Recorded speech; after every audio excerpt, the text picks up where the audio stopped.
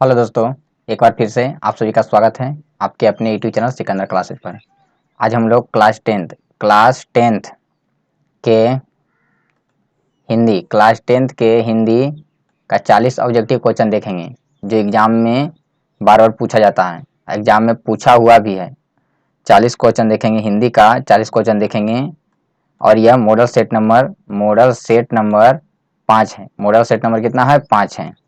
यह जो है मॉडल सेट नंबर कितना है? 5 है। इससे पहले हम लोग हिंदी के 4 मॉडल सेट कर चुके हैं। जो अभी तक चारों मॉडल सेट नहीं देखे हैं उसको भी एक बार देख लीजिए, क्योंकि हर एक मॉडल सेट से एग्जाम में 4 या 5 क्वेश्चन पूछा जाएगा। हर एक मॉडल सेट से 4 या 5 क्वेश्चन एग्जाम में पूछा जाएगा। इस मॉडल सेट से मतलब मॉडल सेट नंबर 5 से भी 4 या 5 क्वेश्चन एग्जाम में पूछा जाएगा। इसलिए वीडियो को शुरू से लेकर लास्ट तक देखिएगा। अब कोशिश कीजिएगा कॉपी में नोट करने का। कॉपी में एक बार बढ़िया से देखने के बाद कॉपी में कोशिश कीजिए नोट करने का। और यदि चैनल पर नए हैं तो चैनल को सब्सक्राइब जरूर कर लेंगे और साथ में बेल आइकन को भी दबा दीजिएगा। चलिए देर न करते हुए शुरू करते हैं। पहला क्वेश्चन आप लोग को दिखाई दे रहा होगा। पहला क्वेश्चन आप लोग को दिखाई दे रहा होगा स्क्रीन पर। पहला क्वेश्चन आप लोग को दिखाई दे रहा है। कह रहा है कि दक्षिण भारत दक्षिण भारत दक्षिण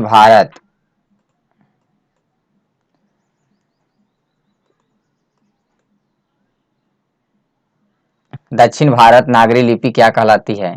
दक्षिण भारत की नागरी लिपि क्या कहलाती है? दक्षिण भारत की जो नागरी लिपि है वह क्या कहलाती है? कोशिश कीजिए आप लोग पहले आंसर देने का, आंसर इसका बताने का कोशिश कीजिएगा पहले, उसके बाद फिर हम बताएंगे। चलिए बताने का प्रयास कीजिए। दक्षिण भारत की नागरी लिपि क्या कहलाती है? जल्दी से इसका आंसर आप लोग बताने का प्रयास करें। क्या कहलाती है? चलिए तो क्या कहलाती है? तो नंदी नागरी। क्या कहलाती है? नंदी नागरी। क्या कहलाती है? नंदी नागरी। दक्षिण भारत की नागरी लिपि क्या कहलाती है? नंदी नागरी। चलिए आगे बढ़ते हैं अगला क्वेश्चन की ओर। करा 11वीं 11वीं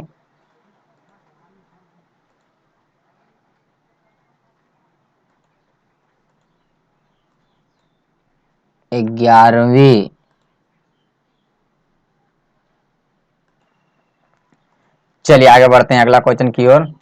करा 10वीं या 11वीं सदी में किस रचना ने भारत यूरोप के बीच व्यापार संबंध के बारे में बताया? मतलब 10वीं 11वीं सदी में किस रचना ने भारत यूरोप के बीच व्यापार संबंध के बारे में बताया था? किस रचना ने बताया था? जल्दी से इसका आंसर आप लोग कमेंट बॉक्स में बताइए। किस रचना ने बताया था? जल्दी से बताने का प्रयास करिए। जल्दी से बताइए किस रचना ने किया था? तो किसने किया था? तो शाहनामा ने। किसने किया था? शाहनामा ने। चलिए आगे बढ़ते हैं अगला क्वेश्चन की ओर। एग्जाम के लिए बहुत महत्वपूर्ण है। एग्जाम के लिए बहुत महत्वपूर्ण है। करा 12वीं सदी के केरल के शासकों के सिक्कों पर वीर केरल्स जैसे शब्द डॉट डॉट लिपि में अंकित है। यानी किस लिपि में अंकित है? 12वीं सदी के केरल के शासकों के सिक्कों पर वीर केरलस जैसे शब्द किस लिपि में अंकित है? किस लिपि में अंकित है? जल्दी से इसको आप लोग कमेंट बॉक्स में बताइए। जल्दी से बताइए किस में अंकित है? जल्दी से बताइए किसमें अंकित है? तो देवनागरी में। किसमें? देवनागरी में। किसमें? देवनागरी में। चलिए आगे बढ़ते हैं अगला क्वेश्चन की ओर। करा ईसा की 14वीं 15वीं सदी के विजयनगर के शासकों ने अपनी लेखों की लिपि को क्या कहा? ईसा की 14वीं और 15वीं सदी के विजयनगर के शासकों ने अपनी लेखों की लिपि को क्या कहा था? अपने लेखों की लिपि को क्या कहा था? जल्दी से इसका आंसर आप लोग कमेंट बॉक्स में बताइए। जल्दी से इसका आंसर आप लोग कमेंट बॉक्स में बताइए। क्या कहा था? क्या कहा था? तो नंदी नागरी। क्या कहा था? नंदी नागरी। क्या कहा था? नंदी नागरी। चलिए आगे बढ़ते हैं अगला क्वेश्चन की ओर। कह हिंदी लिखी जाती है। हिंदी जो है लिखी जाती है, माने किस में लिखी जाती है? हिंदी जो है किस में लिखी जाती है? जल्दी से इसका आंसर आप लोग कमेंट बॉक्स में बताइए। हिंदी जो है किस में लिखी जाती है? जल्दी से इसको आप लोग कमेंट बॉक्स में बताइए। किस में लिखी जाती है? तो देवनागरी में। हिंदी किस में लिखी जाती है? देवनागरी लिपि में। किस में? देवनागरी लिपि में। चलिए आगे बढ़ते हैं अगला क्वेश्चन की ओर। करा हिंदी के आदि कवि कौन है? हिंदी के जो आदि कवि हैं वे कौन हैं? हिंदी के आदि कवि किनको जाना जाता है? हिंदी के आदि कवि के नाम से किनको जाना जाता है? किसको जाना जाता है? जल्दी बताइए आप लोग कमेंट बॉक्स, जल्दी बताइए। चंद वरदाई। चंद वरदाई को किसको जानते हैं? चंद वरदाई को। चलिए आगे बढ़ते हैं अगला क्वेश्चन की ओर। नागरी लिपि शीर्षक निबंध के निबंधकार कौन है? नागरी लिपि कौची है? तो निबंध है। नागरी लिपि क्या है? निबंध है। तो करा नागरी लिपि के लेखक कौन है? निबंधकार कौन है? तो कौन है? जल्दी से इसका आंसर आप लोग कमेंट बॉक्स में बताइए। जल्दी से बताइए कौन है? तो गुणाकार मूल्य। कौन है? गुणाकार मूल्य। रचनाकार कौन है? गुणाकार मूल्य। चलिए आगे बढ़ते हैं अगला क्वेश्चन की ओर। सरहद पाद की कृति है। सरहद पाद। सरह पाद की कृति है माने किसकी कृति है? सरह पाद की कृति है माने किसकी कृति है? जल्दी से इसका आंसर आप लोग कमेंट बॉक्स में बताइए। किसकी कृति है? सरह पाद की कृति किसकी है? जल्दी से इसका आंसर आप लोग कमेंट बॉक्स में बताइए। किसकी है? किसकी है? तो दोहा कोश की। दोहा कोश की। किसकी? दोहा कोश की। चलिए आगे बढ़ते हैं अगला क्वेश्चन की ओर, जो एग्जाम के लिए बहुत महत्वपूर्ण है। करा विजयनगर के राजाओं के लेखों की लिपि को क्या नाम दिया गया है? विजयनगर के राजाओं के लेखों की लिपियों का क्या नाम दिया गया है? जल्दी से इसका आंसर आप लोग कमेंट बॉक्स में बताइए। विजयनगर के राजाओं के लेखों की लिपि को क्या नाम दिया गया है? लेखों की लिपि को क्या नाम दिया गया है? जल्दी से इसका आंसर आप लोग कमेंट बॉक्स में बताइए। क्या नाम दिया गया है? तो नंदी नागरी लिपि। कौन नागरी लिपि? नंदी नागरी लिपि। कौन लिपि? नंदी नागरी लिपि। चलिए आगे बढ़ते हैं अगला क्वेश्चन की ओर। अगला क्वेश्चन आप लोग को स्क्रीन पर दिखाई दे रहा है। उत्तर भारत से नागरी लिपि के लेख कब से मिलने लगे थे? उत्तर भारत से नागरी लिपि के लेख कब से मिलना शुरू हो गया था? कब से मिलना शुरू हो गया था? जल्दी से इसका आंसर आप लोग कमेंट बॉक्स में बताइए। उत्तर भारत से नागरी लिपि के लेख कब से मिलने लगे थे? जल्दी से बताइए। जल्दी से बताइए कब से मिलना शुरू हो गया था? 8वीं सदी से। कब से? 8वीं सदी से। 8वीं सदी से। चलिए आगे बढ़ते हैं अगला क्वेश्चन की ओर। अगला क्वेश्चन आप लोग को दिखाई दे रहा है। नागरी लिपि के आरंभ लेख हमें कहाँ से मिलते हैं? नागरी लिपि के आरंभ लेख कहाँ से मिलता है? नागरी लिपि के आरंभ लेख कहाँ से मिलता है? जल्दी से इसका आंसर आप लोग कमेंट बॉक्स में बताइए। कहाँ से मिलता है? नागरी लिपि का आरंभ लेख कहाँ से मिलता है? कहाँ से मिलता है? तो दक्षिण भारत से। कहाँ से मिलता है? दक्षिण भारत से। कहाँ से मिलता है? दक्षिण भारत से। चलिए आगे बढ़ते हैं अगला क्वेश्चन की ओर। बेतमा दानपत्र किस समय का है? बेतमा जो दानपत्र है वह किस समय का है? जल्दी से इसका आंसर आप लोग कमेंट बॉक्स में बताइए। बेतमा दानपत्र किस समय का है? ये भी क्वेश्चन बहुत महत्वपूर्ण है, एग्जाम में पूछा जाता है। बेतमा दानपत्र किस समय का है? जल्दी से आप लोग कमेंट बॉक्स में बताइए। किस समय का है?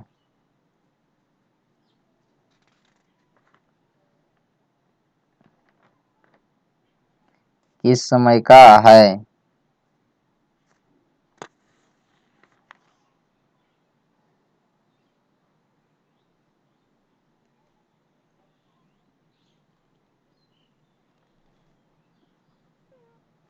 तो 1020 ईस्वी का। 1020 ईस्वी का। चलिए आगे बढ़ते हैं अगला क्वेश्चन की ओर। नाखून क्यों बढ़ते हैं? पाठ में बूढ़े ने सबसे बड़ी चीज किसे माना है? सबसे बड़ी चीज किसे माना है? नाखून क्यों बढ़ते हैं पाठ में? बूढ़े ने सबसे बड़ी चीज किसे माना है? सबसे बड़ी चीज किसे माना था? सबसे बड़ी चीज किसे माना है? नाखून क्यों बढ़ते हैं पाठ में सबसे बड़ी चीज किसे माना है? किसको माना है? तो प्रेम को। किसको माना है? प्रेम को। किसको माना है? प्रेम को। चलिए आगे बढ़ते हैं अगला क्वेश्चन की ओर।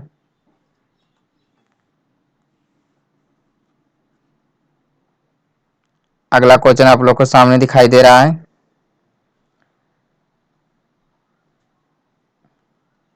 लेखक के अनुसार मनुष्य के नाखून किसके जीवित जीवित प्रतीक हैं? लेखक के अनुसार मनुष्य के नाखून जो है किसके प्रतीक हैं? नाखून जो है किसके प्रतीक हैं? तो पशुता की वृत्ति है, मैंने पाशवी वृत्ति है, पाशवी के प्रतीक हैं, पाशवी के प्रतीक हैं, पाशवी वृत्ति के प्रतीक हैं, पशुता के प्रतीक हैं।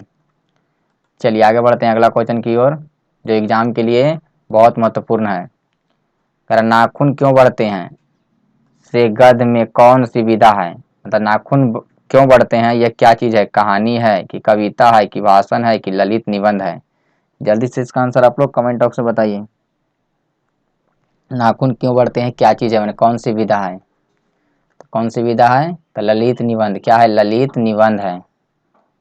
चलिए आगे बढ़ते हैं अगला क्वेश्चन की ओर जो एग्जाम के लिए बहुत महत्वपूर्ण है। गुरु नानक की माता जी का नाम क्या था? गुरु नानक गुरु नानक के माता जी का नाम क्या था? गुरु नानक के माता जी का नाम क्या था? जल्दी से इसका आंसर आप लोग कमेंट बॉक्स में बताइए। चलिए जल्दी से इसका आंसर आप लोग कमेंट बॉक्स में बताइए क्या था? तो सुलक्षणी। क्या था? सुलक्षणी। क्या था? सुलक्षणी।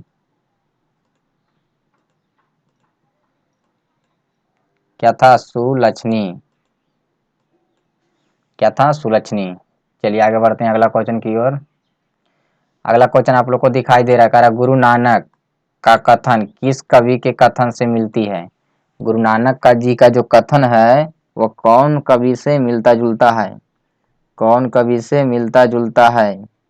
जल्दी से इसका आंसर आप लोग कमेंट बॉक्स में बताइए। किससे मिलता जुलता है?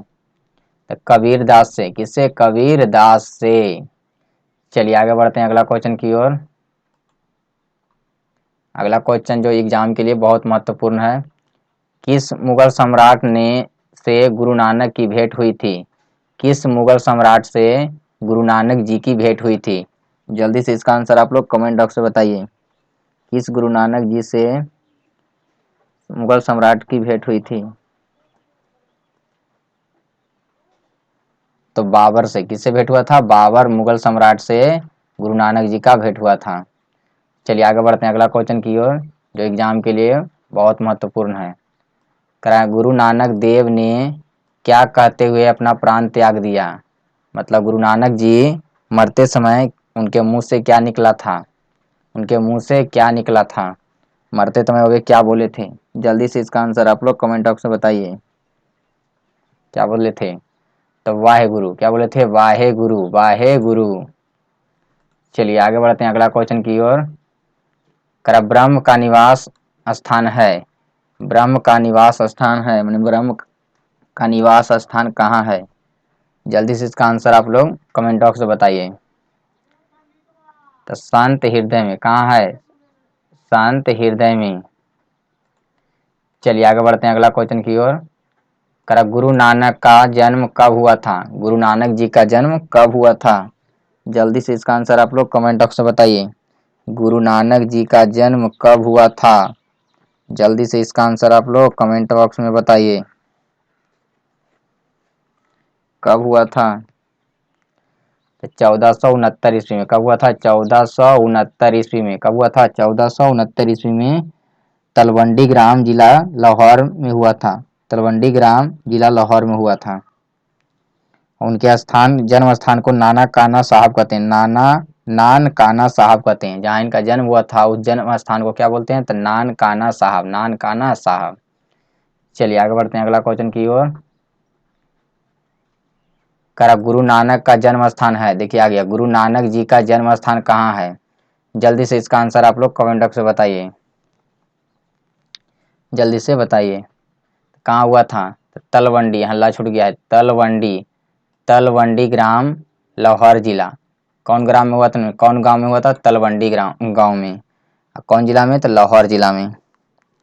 चलिए आगे बढ़ते हैं अगला क्वेश्चन की ओर, जो एग्जाम के लिए बहुत महत्वपूर्ण है। गुरु नानक की रचना है, गुरु नानक जी की कौन सी रचना है? इनमें से गुरु नानक जी का कौन कौन सा रचना है? जल्दी से इसका आंसर आप लोग कमेंट बॉक्स में बता दीजिए, कौन सा है? तो सोहिला, जप्पू जी, आशा दीवार, तो इनमें से सभी, तो क्या है? इनमें से सभी जो है गुरु नानक जी का रचना है। चलिए आगे बढ़ते हैं अगला क्वेश्चन की ओर, जो एग्जाम के लिए बहुत महत्वपूर्ण है। जो नर दुख में दुख नहीं माने, किस कवि की कृति है? मतलब किस कवि ने कहा कि जो नर दुख में दुख नहीं माने, किस कवि की कृति है? जल्दी से इसका आंसर आप लोग कमेंट में बताइए। तो किसकी है? तो गुरु नानक जी की। किसकी है? गुरु नानक जी की। चलिए आगे बढ़ते हैं अगला क्वेश्चन की ओर, जो एग्जाम के लिए बहुत महत्वपूर्ण है। गुरु नानक का जन्म स्थान कहा जाता है? गुरु नानक जी के जन्म स्थान को क्या कहा जाता है? जल्दी से इसका आंसर आप लोग कमेंट बॉक्स में बताइए, क्या कहा जाता है? हम एक बार बता चुके हैं, क्या कहा जाता है? तो नानकाना साहब, नानकाना साहब। चलिए आगे बढ़ते हैं अगला क्वेश्चन की ओर, जो एग्जाम के लिए बहुत महत्वपूर्ण है। नानकाना साहब कहाँ अवस्थित है? नानकाना साहब कहाँ स्थित है? कहाँ स्थित है नानकाना साहब जो है वो अभी कहाँ पर है? कहाँ पर है? तो पाकिस्तान में। कहाँ है? पाकिस्तान में। कहाँ? पाकिस्तान में। चलिए आगे बढ़ते हैं अगला क्वेश्चन की ओर। गुरु नानक के पिता थे, गुरु नानक के पिता थे, गुरु नानक के पिता थे, क्या थे? गुरु नानक के पिता क्या थे? जल्दी से इसका आंसर आप लोग कमेंट बॉक्स में बताइए। गुरु नानक के पिता कौन थे? गुरु नानक के पिता का नाम क्या था? गुरु नानक के पिता कौन थे? गुरु नानक के पिता का नाम क्या था? क्या था? कालू चंद्र, कालू चंद खत्री, कालू चंद खत्री था। क्या था? कालू चंद खत्री। चलिए आगे बढ़ते हैं अगला क्वेश्चन की ओर। ढहते विश्वास किस भाषा से अनुदित है? ढहते विश्वास जो है वह किस भाषा से अनुदित है? किस भाषा से अनुदित है? जल्दी से इसका आंसर आप लोग कमेंट बॉक्स में बताइए। ढहते विश्वास जो है वह किस भाषा से अनुदित है? जल्दी से इसका आंसर आप लोग कमेंट बॉक्स में बताइए। ढहते विश्वास किस भाषा से अनुदित है? किससे है? तो उड़िया से। किससे है? उड़िया से, उड़िया से। चलिए आगे बढ़ते हैं अगला क्वेश्चन की ओर। लक्ष्मी के बड़े पुत्र का क्या नाम था? लक्ष्मी के बड़े बेटे का नाम क्या था? लक्ष्मी के बड़े पुत्र का नाम क्या था? जल्दी से इसका आंसर आप लोग कमेंट बॉक्स में बताइए। लक्ष्मी के बड़े पुत्र का नाम क्या था? बेटे का नाम क्या था? अच्युत। क्या था? अच्युत था। लक्ष्मी के बड़े बेटे का नाम क्या था? अच्युत। चलिए आगे बढ़ते हैं अगला क्वेश्चन की ओर। ढहते विश्वास कहानी किस लेखक द्वारा अनुदित है? ढहते विश्वास कहानी जो है वह किस लेखक द्वारा लिखा गया है? किस द्वारा लिखा गया है? ये भी एग्जाम के लिए बहुत महत्वपूर्ण है। किसके द्वारा लिखा गया है? ढहते विश्वास कहानी जो है किस लेखक द्वारा अनुदित है? अनुदित का मतलब अनुवाद किया गया है, उड़िया से हिंदी में अनुवाद किया गया। ढहते विश्वास जो है किस लेखक द्वारा अनुवाद किया गया है? जल्दी से इसका आंसर आप लोग कमेंट बॉक्स में बताइए। किसके द्वारा? किसके द्वारा? राजेंद्र प्रसाद मिश्र, राजेंद्र प्रसाद मिश्र द्वारा, राजेंद्र प्रसाद मिश्र द्वारा। ढहते विश्वास के कहेगा लेखक, ढहते विश्वास कहानी के लेखक सात कोड़ी होता, लेकिन ढहते विश्वास कहानी किस लेखक द्वारा अनुदित किया गया, मतलब हिंदी में रूपांतरित किया गया? किसके द्वारा? तो राजेंद्र प्रसाद मिश्र द्वारा, क्योंकि वह किस में था? उड़िया में था।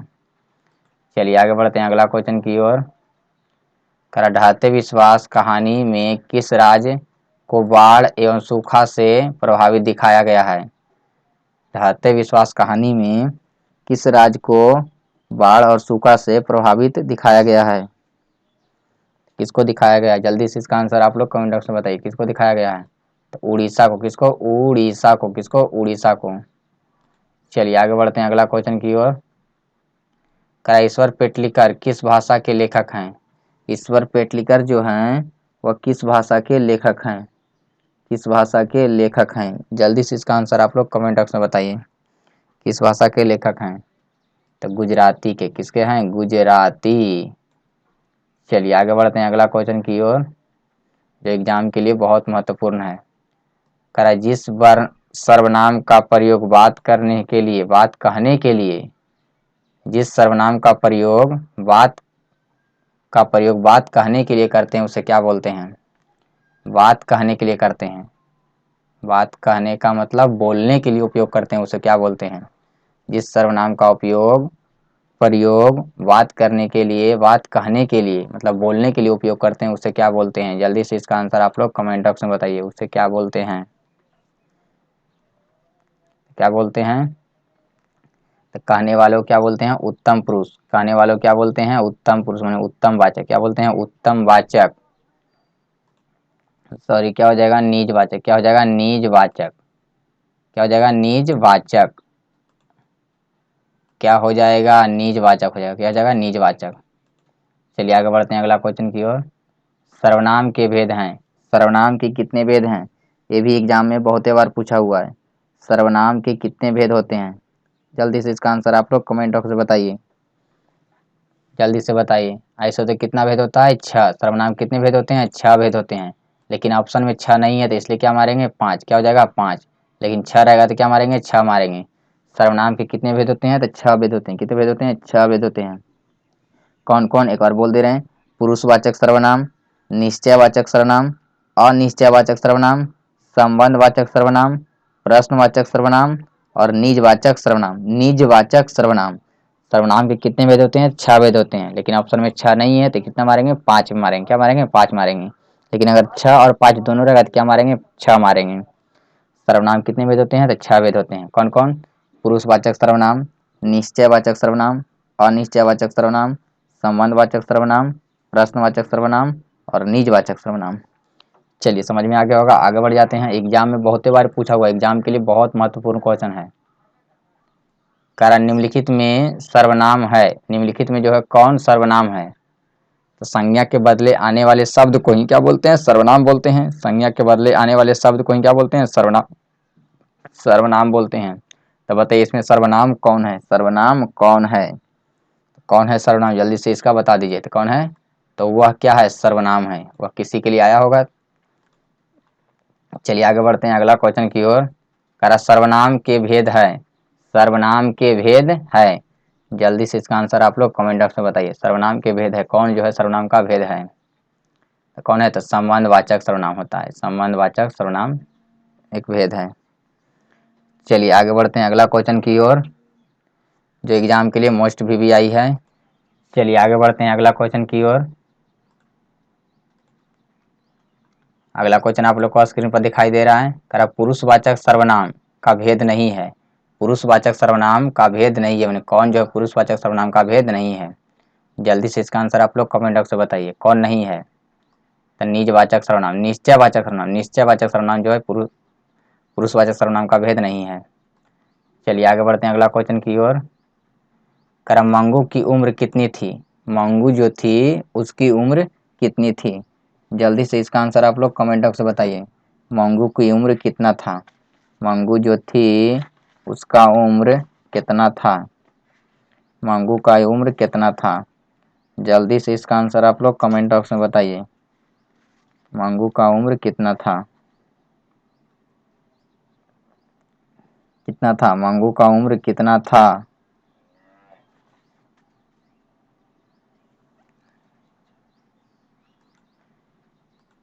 कितना था? तब 12 वर्ष। मंगू का उम्र कितना था? 12 वर्ष। चलिए आगे बढ़ते हैं अगला क्वेश्चन की ओर। लक्ष्मी का घर किस बांध के निकट था? लक्ष्मी का जो घर था वह किस बांध के निकट था? जल्दी से इसका आंसर आप लोग कमेंट बॉक्स में बताइए। किस बांध के निकट था? तो दलई बांध। किस बांध के निकट था? दलई बांध के निकट था। चलिए आगे अगला क्वेश्चन की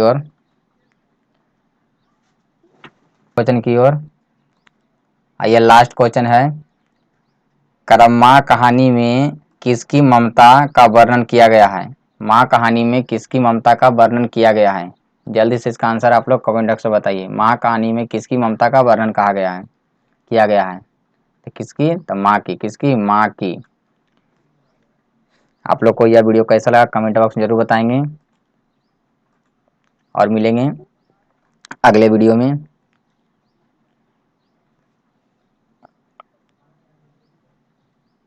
आप लोग किस विषय पर वीडियो चाहते हैं उसका भी कमेंट बॉक्स में लिख सकते हैं।